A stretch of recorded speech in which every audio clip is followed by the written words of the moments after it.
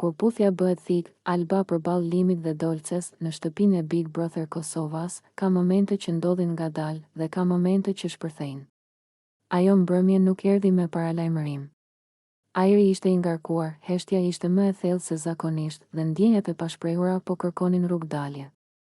Askush nuk e dinte se ajo që do të ndodhte pak qaste më vonë do të shënonte një nga kthesat më të forta emocionale të këtij edicioni. Alba ishte tashmë e trazuar.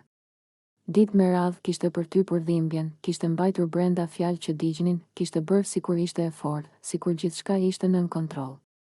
Por në të vërtetë, zemra e saj ishte lodhur. Shumë. Ajo e ndjente që diçka po i rrëshiste nga duart dhe kjo ndjenje e çmente. Në anën tjetër të shtëpisë, Dolce dhe Limi po afroheshin gjithnjë e më shumë. Fillimisht ishin shikime.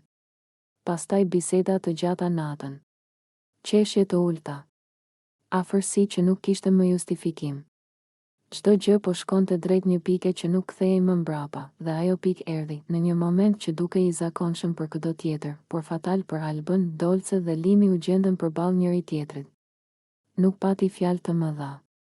Nuk pati deklarata. Vetëm një heshtje e shkurtër, një shikim i gjallë. Dhe pastaj ndodhi puthja e parë, jo e rrëmbyer, jo e tepruar, por mjaftueshëm e qartë. Mjaftueshëm e vërtetë. Një puthje që nuk linte më vend për dyshim, dhe Alba e pa, sytë e saj u ngulën tek ata si të ngrirë. Për një çast, koha u ndal. Zhurmat e shtëpisë u shuan. Zemra i rahu fort, aq fort sa mendoi se do t'i çahej kraharori. Ajo puthje nuk ishte thjesht një veprim. Ishte një goditje. Një thik që hyri ngadalë, por thellë, inati ju ngrit nga barku drejt fytit. Jo thjesht xhelozi. Ishte ndjenja e tradhtisë së plotë. Sepse ajo nuk po shite vetëm dy njerëz që putheshin. Po shite një histori që po i merrej përpara syve. Po shite dikë që ajo e kishte shtrënguar, puthur, mbrojtur, duke zgjedhur dikë tjetër, dhe më e rënda, pa turp, pa ndalesë, pa respekt. Alba u tërbua. Jo menjëherë me britma. Fillimisht nga brenda. Duart ju shtrënguan. Noçkat ju zbardhen. Frymëmarrja i u bë e rëndë. Ajo ndjeu një val të nxehtë që i pushtoi trupin. Ishte përzierje zemërimi, dhimbjeje, poshtërimi. Në atë moment, çdo fjalë që kishte thënë më parë, çdo lot që kishte mbajtur, çdo shpresë që kishte ruajtur, u kthye kundër saj. Ja pra, mendoi ajo, kjo është e vërteta. Dolce u tërhoq e para. Limi qëndroi një çast i ngrirë. Por ishte vonë. Alba tashmë kishte parë gjithçka. Dhe kur sytë e saj u takuan me të tij, nuk kishte më dashuri aty. Vetëm inat. I pastër. I ftohtë. I rrezikshëm. Ajo nuk bërtiti menjëherë. U kthye dhe u largua me hapa të shpejtë, por të vendosur. Banorët e tjerë ndjenë që diçka kishte ndodhur. Tensioni u përhap si zjarr.